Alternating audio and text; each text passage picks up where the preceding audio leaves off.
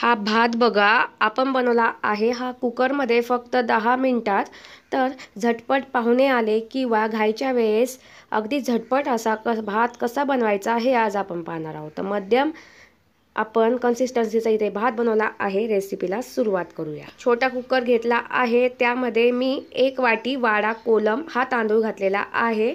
तुम्ही कोणताही तांदूळ इथे वापरू शकता। तांदूळ हा पहिले 1 ते 2 पाण्याने स्वच्छ धुवून घ्यायचा आहे। तर ह्यामध्ये मी पाणी घालत आहे।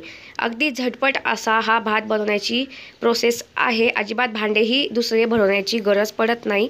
तर पहा मस्त चोळून तांदूळ धुवून घेतला आहे। आता आपण हे पाणी काढून घेणार आहोत। तांदूळ चांगला असल्यामुळे फक्त 1 पाण्याने मी धुवून घेतला आहे। राशनचा तुम्ही जर तांदूळ वापरणार असाल तर 2 वेळा तरी तांदूळ धुवून घ्या। 1 वाटी तांदूळ घेतला आहे, त्यासाठी इथे मी 1.5 वाटी यामध्ये पाणी घातलेलं आहे। तुम्हाला जर भात गिचका लागत असेल तर तुम्ही तांदळाच्या दुप्पट पाणी घालायचं। जर अगदी मोकळा सुटसुटीत लागत असेल तर तांदूळ बुडेल इतपत पाणी घालायचं आणि मध्यम कन्सिस्टन्सीचा भात जर लागत असेल तर 1 वाटीसाठी 1.5 वाटी पाणी घालायचं। हे अगदी योग्य प्रमाण आहे। आता यामध्ये मी पाणी घालून चवीनुसार मीठ घालून घेतलेलं आहे। छान मिक्स करून घेतलेला आहे। आता आपण हा जो कुकर आहे तो गॅसवर ठेवूया। गॅस मी आता चालू केलेला आहे फुल फ्लेमवर। पहिले आपण याला छान उकळी काढून घेणार आहोत। परत एकदा मी छान याला मिक्स करून घेणार आहे। आता पहा इथे फुल फ्लेमवर लगेच याला उकळी आलेली आहे।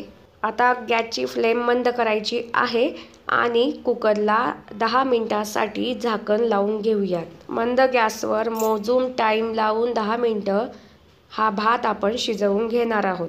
अगदी झटपट असा कुकरमध्ये भात तयार होतो, त्यामुळे नेहमी तुम्ही कुकरमध्येच भात लावा। 10 मिनिटं झालेली आता आपल्याला गॅस बंद करायचा आहे आणि कुकर थंड होऊ द्यायचा आहे।